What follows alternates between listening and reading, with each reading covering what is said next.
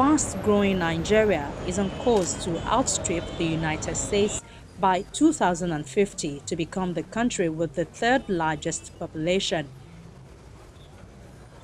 India is set to overtake China and become the world's most populous country in less than a decade, 6 years sooner than previously forecast, the United Nations predicted. By 2050, six countries are expected to exceed 300 million. They are China, India, Indonesia, Nigeria, Pakistan, and the United States of America. The United Nations listed a number of factors affecting the world's population. This includes slower world population growth due to lower fertility rates. Future population growth is highly dependent on the path that future fertility will take, as relatively small changes in fertility behavior, when projected over decades, that generate large differences in total population. In recent years, fertility has declined in virtually all areas of the world, even in Africa, where fertility levels remain the highest of any major area. In contrast to the growth projections, a significant aging of the population in the next several decades is projected for most regions, starting with Europe, where 34% of the population is projected to be over 60 years old by 2050. In Latin America, the Caribbean, and in Asia, the population will be transformed from having 11% to 12% of people over 60 years old today to more than 25% by 2050. For many countries today, and probably for most countries in the long run, the major concern about their demographic situation will be in relation to population aging, not population growth. Trends in individual countries tend to fluctuate, but we anticipate that substantial levels of international migration will continue in the future, and that migration will continue to be the leading force of population change for some countries in future decades. Africa has the youngest age distribution of any major area, but it is also projected to age rapidly, with the population aged 60 years or over rising from 5% today to 9% by 2050. The slowdown in population growth due to the overall reduction in fertility causes the proportion of older persons to increase over time. Globally, the number of persons aged 60 or above is expected to more than double by 2050 and more than triple by 2100. Life expectancy at birth has increased significantly in the least developed countries in recent years.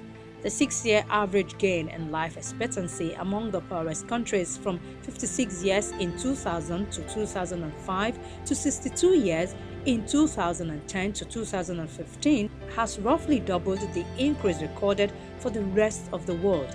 While significant differences in life expectancy across major areas and income groups are projected to continue, they are expected to diminish significantly by the year 2045 and 2050. Currently, the average woman is having around 2.5 children over her lifetime, but this number varies widely around the world. Africa has the highest fertility level with around 4.7 children per woman. Even assuming a continued decline in fertility, given this high starting point, we should anticipate a continued rapid growth of the African population, which will roughly double in size between now and 2050. Progress in reducing under-5 mortality, one of the MDG targets, has been very significant and wide-reaching in recent years. Between 2000 and 2005 and 2010 and 2015, under-5 mortality fell by more than 30% in 86 countries, of which 13 countries saw a decline of more than 50%. In terms of performance with the MDGs, everybody would say we made progress. We made progress in the sense that where we were in 2000 is not where we are now. But we're not exactly where we should have been. I don't know if that captures it. We made progress from where we were, but we are not where we should have been. So that is for me the sum of how we perform with the MDGs. A lot of things happened relating to the MDGs. A lot of things happened relating to, specific investments in sectors that will improve the lives of people, that make sure Nigeria trended towards achieving the goals, but we're quite far from from the desire, from what where we should have been by now. On the downside, the world is seeing a record number of people displaced by crisis, some 60 million according to the latest United Nations figures.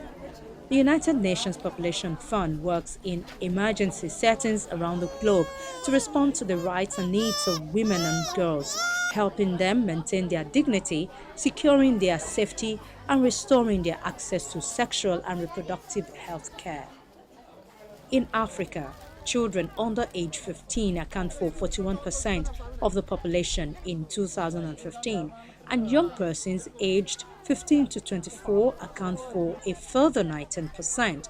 Latin America and the Caribbean and Asia, which have seen greater declines in fertility, have smaller 3% of children and similar percentages of youth in total. These three regions are home to 1.7 billion children and 1.1 billion young persons in 2015. These children and young people are future workers and parents who can help to build a brighter future for their countries. Providing them with health care, education, and employment opportunities, particularly in the poorest countries and groups, will be a critical focus of the new Sustainable Development Agenda. Our asks are basic. One, every child has a right. We are asking for universal health coverage. We are asking for education. We are asking for nutrition. Now, all these, if you ask me, are about the child. But again, for that to happen, we also have to put systems in place to ensure that the mother, who is the one to take care of the child, is taken care of. So what we actually have like a project that looks at, so kind of is a social protection project, we'll call it. And it looks at cash transfer, unconditional cash transfer. The only thing you need to qualify as a woman is that you're pregnant and that you have a test that says positive to qualify for that. Because the mother too needs nutrition in order to have a healthy pregnancy, to have a healthy child, and to be able to take care of that child to a large extent. But what we are trying to do now is to advocate so that the government takes over that cash transfer, because it won't be sustainable if it's just the development organizations that are doing it. Because if America says they're no longer funding us, for instance, what happens? We'll go back to the way things were before. So for us, everything we are doing is looking at is a holistic approach to ensure that there's a healthy family, so that from that healthy family comes a healthy child and a healthy leader at the end of the day. According to the United Nations Secretary General, not since the end of the Second World War have so many people been forced from their homes across the planet, with nearly 60 million individuals having fled conflict or disaster. Women and adolescent girls are particularly vulnerable. Violent extremists and armed groups are committing terrible abuses that result in trauma, unintended pregnancy, and infection with HIV and other diseases. Experts advocate at the same time that we must continuously advance women's human rights in times of both turmoil and calm in order to enable them to help avert conflict, stand strong should it strike, and foster the healing that is so badly needed in war-torn societies. All we can do is to advocate to government to ensure that they put their resources together. If you need help from the international community, feel free to ask for it and come and stem what is going on in our own country. Then for those that have already been affected, those in the IDPs, let's start thinking of ways, strategies, so that they can be reabsorbed into the communities. And even while they're there, because the truth is, when it comes to nation rebuilding, it's going to take a while. This is not a problem that can be solved in the next couple of months or in the next 1 year. So some of the things you're looking at now, education in emergencies, that should be one area of focus for government right now. For those kids who are in the IDPs, how do they have access to education even while they're in the camps? Then what do we do to even protect the schools from armed conflict? Those are the things we need to see government doing from now moving forward to ensure that at least in the next couple of years, we'll be able to rebuild their lives, and bring them back, incorporate them back into the society. Current global population of over 7 billion is already 2 or 3 times higher than the sustainable level. Several recent studies show that Earth's resources are enough to sustain only about 2 billion people at a European standard of living.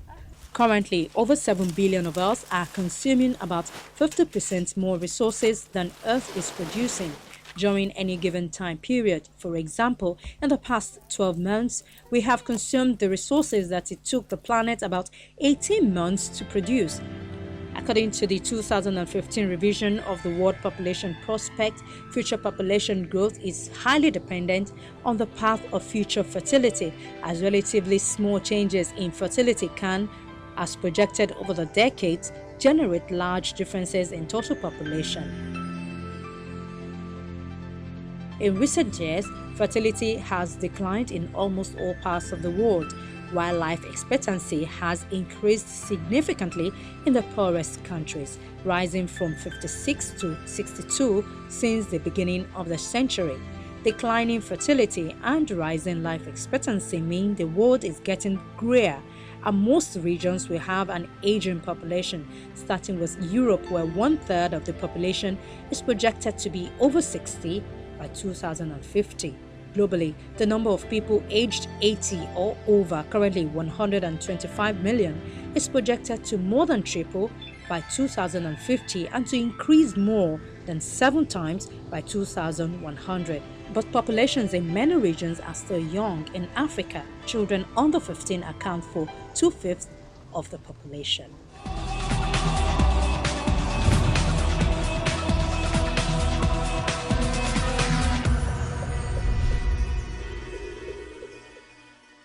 Well, as we look at the issues surrounding the increase in population, we are reminded of our common responsibility to build a more sustainable and just future. Remember, all our endeavors are at the mercy of Mother Nature, so the care for our planet is our collective responsibility.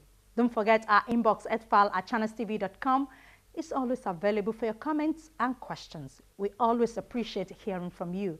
We hope to be back with you next week. From all of us here in Lagos, it's bye for now.